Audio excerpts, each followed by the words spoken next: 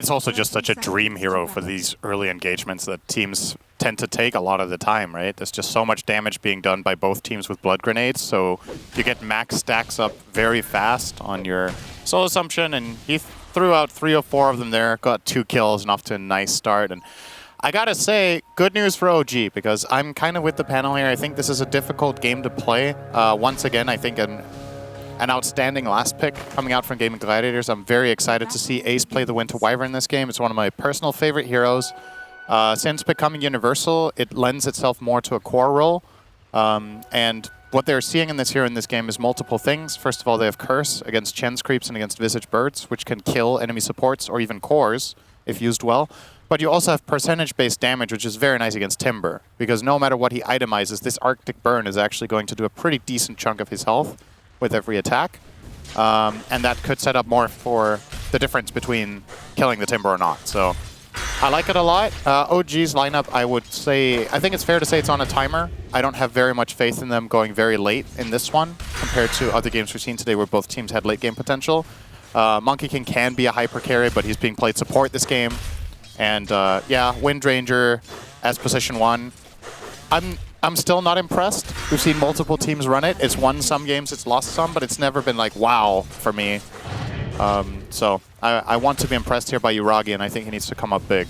Yeah, it does feel like, and correct me if I'm wrong, it feels like a very tough core matchup for him. Like when you get to the mid to late game, you have so many mobile heroes. Like Wyvern, Morphling, Void Spirit, they can all get away from, like, who are you focus firing in these fights? The Morph matchup in particular is really bad, because when he gets Ags and turns into you, and, you know, just in general, just turns into you even without the Ags, it's just very, it's a rough one to deal with, so.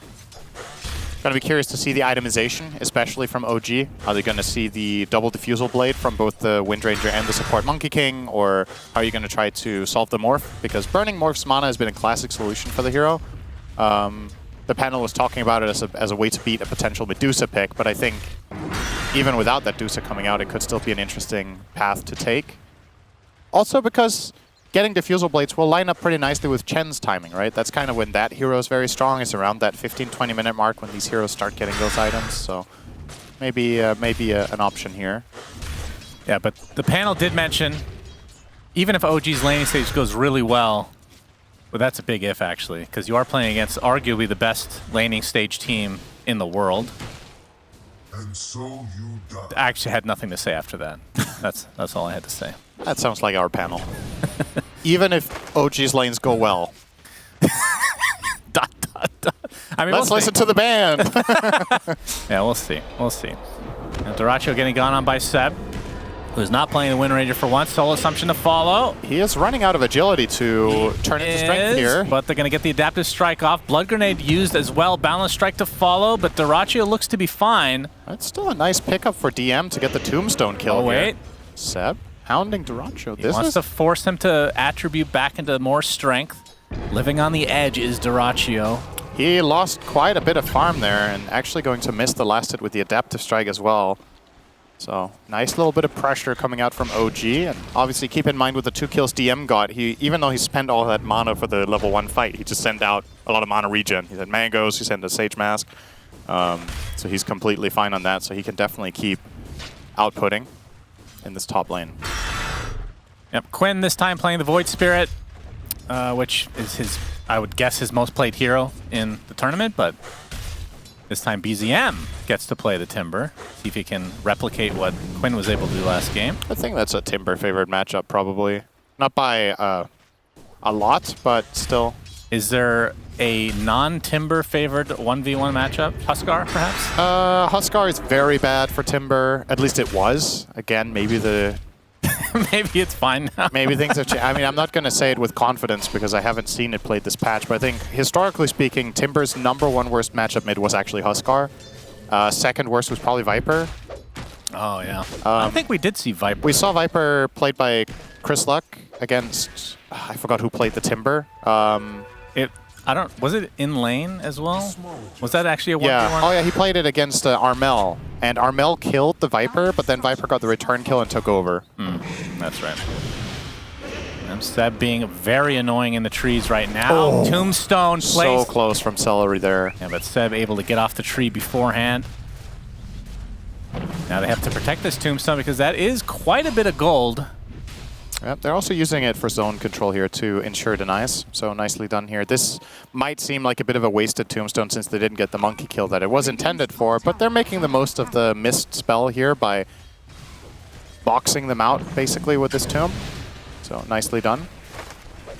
Seb's still going for it though. And Dyrachyo right now, I mean his CS, just because of that start, you can see suffering a bit right now as he's morphing back into the strike. Soul Assumption's there as well. Boundless Strike with the full Jingu stacks, but Dyrachyo lives on. Other Soul Assumption coming out on Selly, getting a taste of his own medicine. Two very spammy heroes. Yeah. Now turning his sights onto Seb. Who's going to be getting Jingu stacks again soon. Dodges that adaptive strikes, looks like. Places the Ops Ward from the tree, trying to be cute here, but Celery does have the sentry pre-placed, so they're going to grab that immediately together. No chance to deny that. And they could... Forcing the strength again from Dyrachyo. Everybody living on such low HP right now. Gonna go for the strength adaptive there. Seb is not letting go. He's just being relentless here. I mean, you have to do this as Monkey King. Yeah, this is some solid 4 monkey play. He understands the power dynamic of the lane very well. He knows Morph doesn't have waveform skilled, so every time he jumps on him, he gets a good trade. And even if waveform is skilled, you're forcing him to use mana to disengage. Definitely not been Dyrachyo's best early laning stage this one. OG with a big advantage already. And it's very good news if you're an OG fan, because not only did we dive this, he's going to try. He's level 6. He's got the haste rune. Oh, the glyph, so Quinn doesn't level up. Yeah, but he's very close. Does not have Dissimilate. He does get the Astral Step in time, but the Chakram is still enough. And last game's replay? I love a good callback. That was a great gank and a great plan here from OG. They identify that BZM hits 6 first. They bring the monkey. They kill Quinn just before 6. Oh, well, he did get it, but he was out of resources. Oh, that lift is nice, though. A lot of resources lost for BZM. But, yeah, as I was saying, there's a couple of reasons here. So, first of all, OG, from a drafting perspective, I think they need to get ahead like this. So that's the first good news. And secondly, from a tournament perspective, they really need a win. Yes, so they do. This is very, very important. For any OG fans out there, you got to be cheering at this game. Or I think if they lose this, BZM. elimination is more or less inbound, because then their best possible result is 6 and 8. And I don't even know if that's going to cut it for a tiebreaker for 4th in the end. Yeah, So this one might be do or die. Kind of depends on what the next matchups are for the teams that are in that That's a area. huge lead, though. I'm really surprised this has amounted to a full 3K advantage with the scoreboard we have so far. Talk to me about the offlane Wyvern. We've seen that a bit in this patch. So not a particularly formidable laner, but Ace has got really good CS for an offlane Wyvern. 32, 7 minutes in is very good. And well, it might cost him though. Die some here. Rotation. He'll TP out. TP, but the root. Oh, right. From the creep. I don't even know what that creep's called. It's the troll something. The hill troll. Hill I thought he was troll. fine. I didn't realize what creep was coming in, actually. Radiant's courier has been killed. Celery gonna kill a courier at the very least. So the first kill on the board for Gaimin Gladiators is a donkey. Yep, that's better than nothing. I mean, the fact that Ace has to walk back as well just make it even worse. Yeah, as far as Wyvern goes, I'm curious to see how he's going to itemize. Oh my. If he's going to take a carry-ish approach, or who's going to farm those? Is that the Wyvern? What is he maxing? Splinter Blast? He is. Maybe they can farm it with Tombstone as well. Yeah, but they don't have an obvious stack farmer here. There's no cleave. There's no massive AoE attacks to speak of. Like you can maybe take this with a Fade Bolt and a couple of spells from Void Spirit, but it's not going to really cut it on the Ancient stack. But that still feels good. It's a I mean, the good news is OG is not the greatest team for stealing it either. It's really just Timber. Yeah, that's fair. BZM will get us an 8-minute tower though against Quinn here. Yeah, very good start for. I think this is the best early game OG has had all tournament, and what a time to have it. Yeah, when everybody shat on them, including you and the panel. I was neutral, just want to say. Okay. I did not have a lot of faith that the lanes were going to go this well, but now that it's there, now it's time to deliver. Now there's no excuses if this goes wrong. You have all the conditions in the world that you needed to make this a good game for yourself. You have a mid-game tempo lineup with Timber and Chen and Visage. You've won arguably all 3 lanes. I mean, top is probably kind of a wash, but Visage with the 2 kills early on and a very early phylactery can definitely put some serious pressure right now. Yeah, 9-minute phylactery, not too shabby.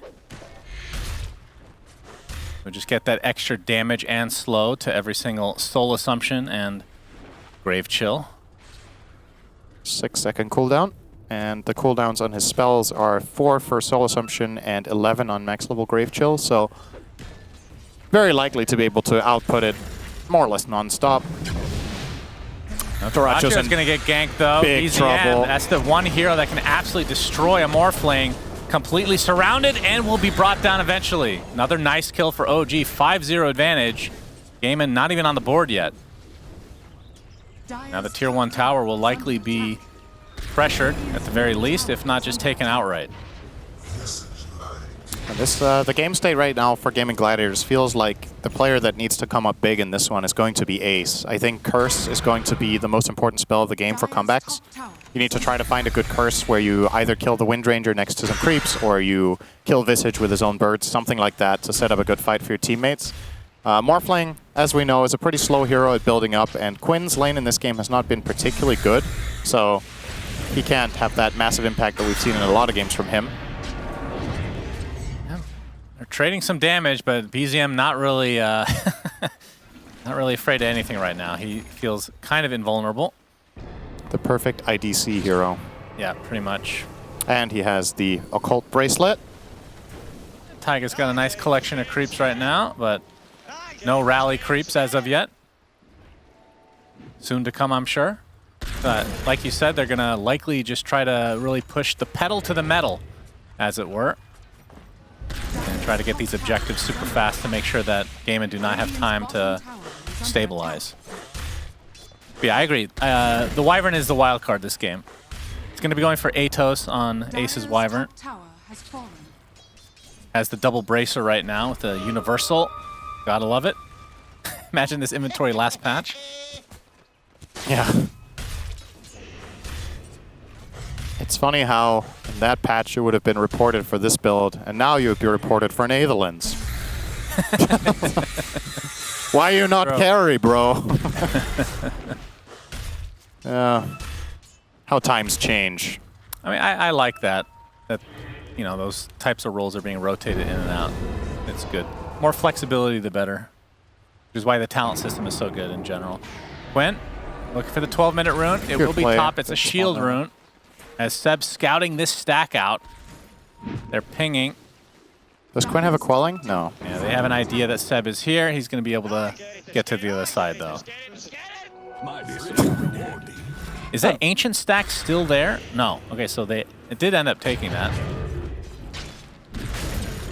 There's Quinn. He's going to get a good amount of the creeps. BZM's going to help him clean it up. And he got the 3 biggest ones. Yeah. Now Ace is in major trouble. Shackle connects. Focus fire with that newly picked up Maelstrom. Well, okay, the curse is not going to last that long. As BZM will finish the job. Nice play from BZM there as well to not Timber Chain through. In case he would have missed his combo, he would have gotten range of the Wind Ranger taunt, so he couldn't have pulled back his Chakram when he connected the chain through. So he just walked in and killed him off with the Whirling Death. So when will Gaimin get their first kill of the game?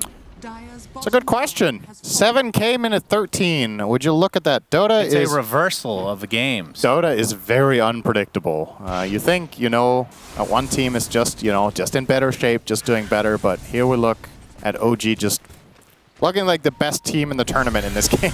That's right. Oh, the beautiful shackle from Yuragi, followed up by the Boundless Strike. Tofu taking quite a bit of damage, able to mitigate a little bit but just by sidestepping here as Yuragi's going to be fighting amongst all these creeps. Finally, the Hand of God comes out. They do get their first kill of the game, and it's on Seb's Monkey King. That's something they can be very proud of. DM actually gets beaten to the ground as well. On the other side of the triangle, absolutely 2 kills for Gaimin Gladiators. And Doraccio turned into Timber. We didn't talk about this as an option for Morph. It's actually very important in the game state right now that he can become Timber because they have damage issues, and this solves them. The Timber does insane amounts of damage, so becoming him is very helpful. That's ambitious. Dead. Quinn with a bit of a laugh there. Why didn't you astral step away, Celery? Why did you name yourself after vegetable Celery? That's the real question right there. And Tofu does steal the Chakram. Pretty damn good spell to take. BZM trying to finish off Ace, but the curse is there just in time. The taunt to follow. BZM will have to give up on this chase. Oh, nice try there. Goes a little bit further. That still has a respectable amount of HP and mana to get away. This is an early Octarine, obviously going Kaya Sanj next. BZM in full control of the game. Currently 14 minutes in. Curious to see if he buys the Sanj or the Kaya first. A little bit telling about his read on the game, if he needs the status resistance and the tankiness, or if it's just full-out glass cannon. I think he bought something else just then, actually. What was that? He bought a cloak. Okay, so he does value the tanking a little bit first. Now that he buys the cloak first, I think it's going to be the Kaya. I think cloak plus Sanj is a little bit too defensive for the game state here. They're following Roche to his home. That's right. It's very nice of them to walk him home.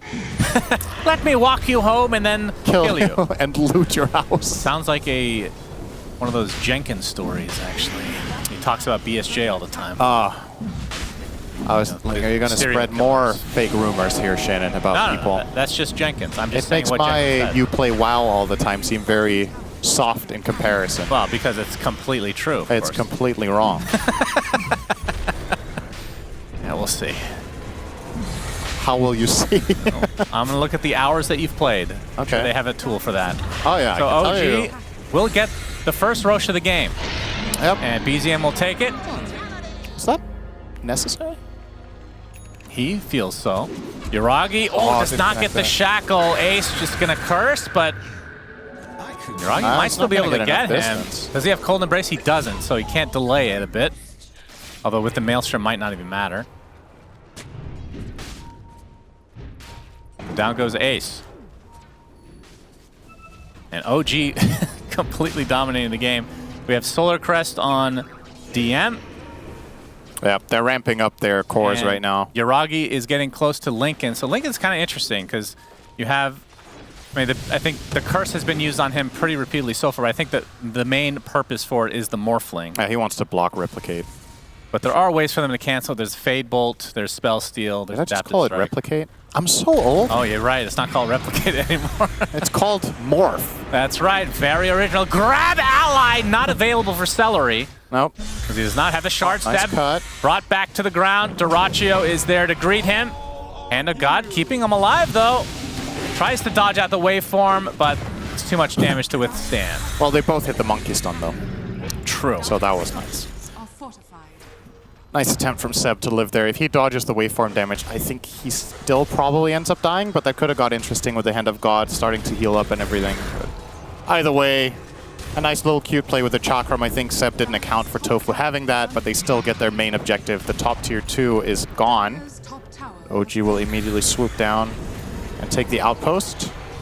Radiant's middle tower is under DM and Tiger going to do that. And this would be a really opportune moment to take a smoke trip across the map, but they don't have any. So I guess they will just continue the pressure to mid.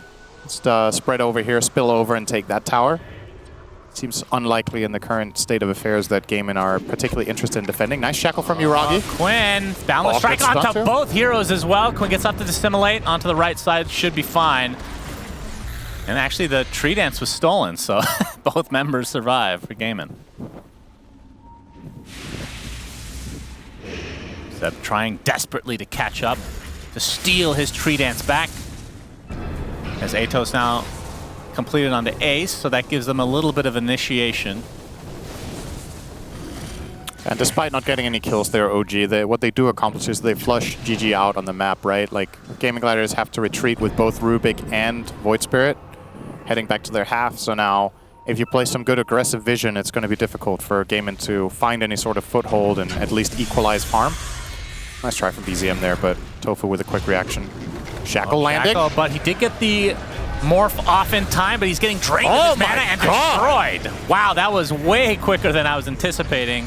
And I'm sure for them as well, as Tofu swiftly taken out. So clean. That monkey ult and the defusal on Seb just drained him dry in a matter of 3 seconds of stuns. And they started it all off with a shackle shot into the Centaur Stomp from Chen and the Monkey King stun. Just beautiful execution here from OG. They're going to get the bot tier 2.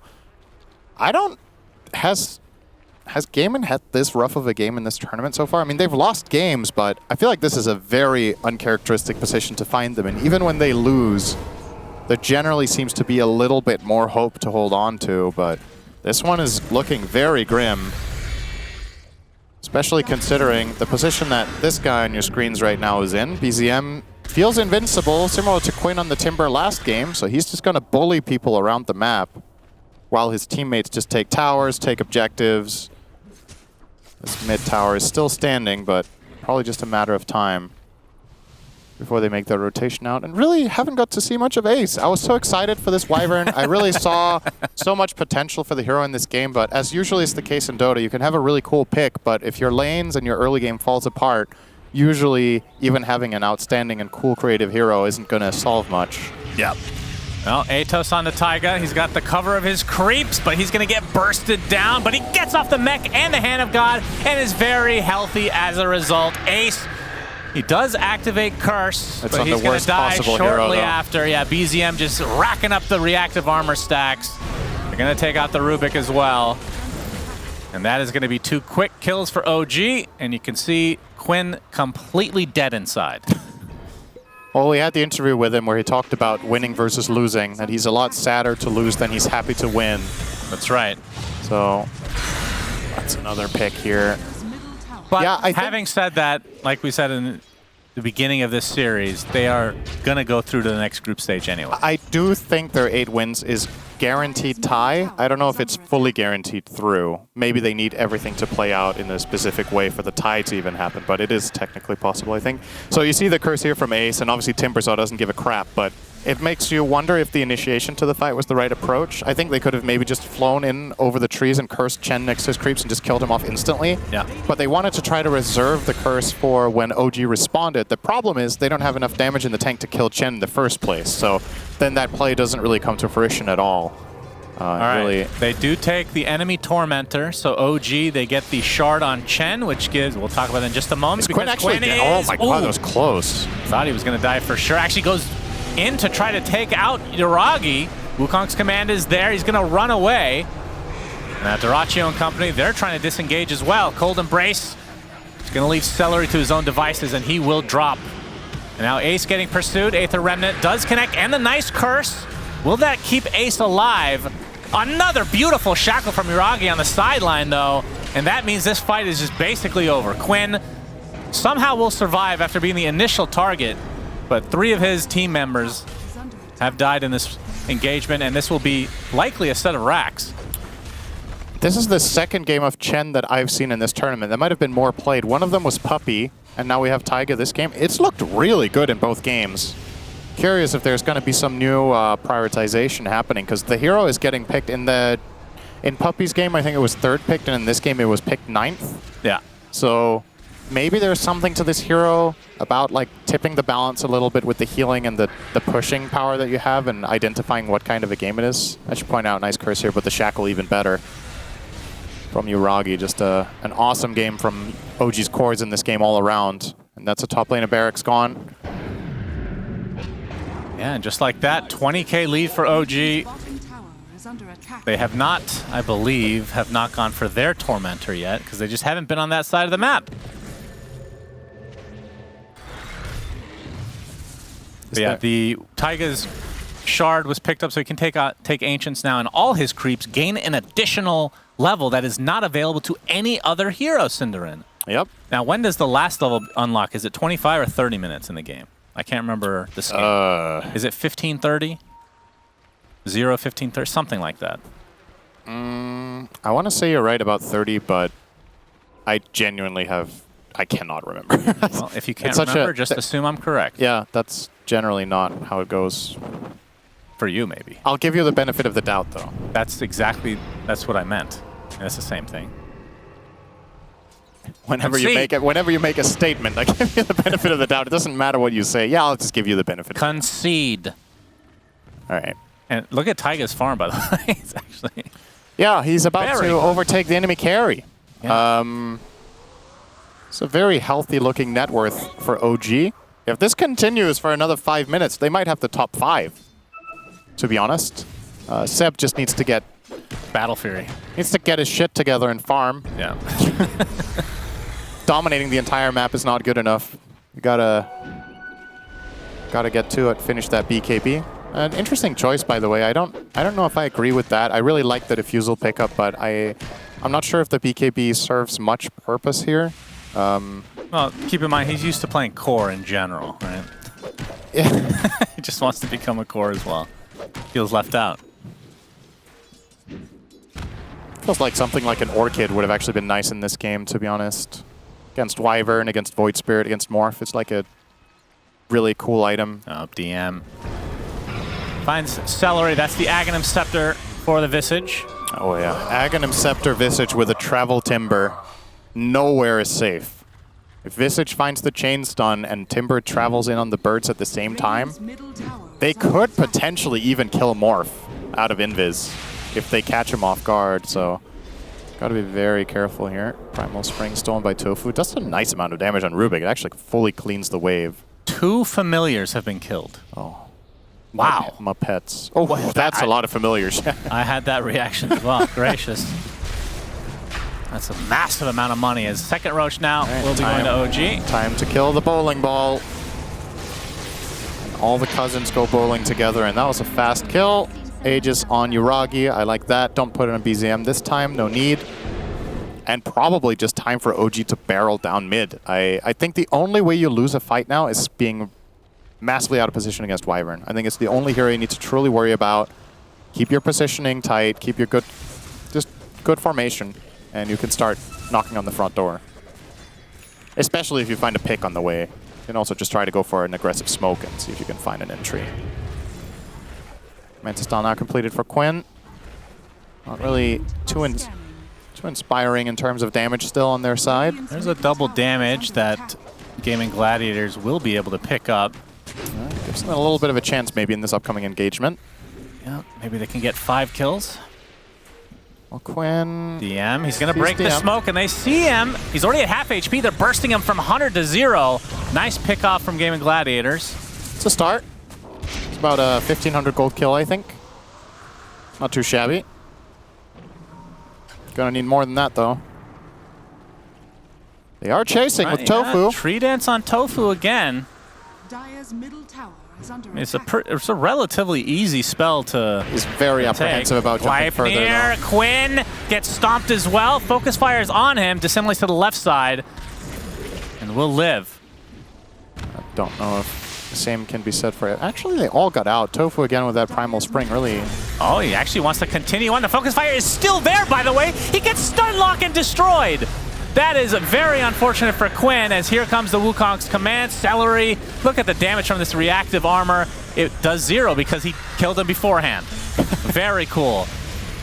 And after all this, Taiga is still alive as well. Has the cheese, Double shackle not again. able to get it off. More shackles for Yuragi. Triple kill for BZM, as OG are way ahead. Are they going to get a rampage here for kill. BZM? Can they do it? Will they steal the rampage? Will Duraccio get away? Waveforms to the high ground. Adaptive strike as well. BZM really chasing here. There's a nice Gleipnir. And BZM with the right clicks and the rampage. All right, they let him have it. Yeah, How nice. That is kind. What a wholesome team Gaimin Gladiators are. They even write their own names when the game is over like a Pokemon. Amazing. GG! What an incredible 2 showing. absolute stomps. Wow. What a series. This was definitely a draw. Yes. Neither team really stood a chance in either game after 15 minutes. This time around it was OG bringing the smackdown, and gotta say I'm very impressed. I was not a believer based on Game 1's performance, and I thought this was going to be a very hard to execute strategy, but they did it very cleanly. Looked like a contender in this tournament, and this is an important win because tomorrow they're entering the day with a score of, I believe, what would that be?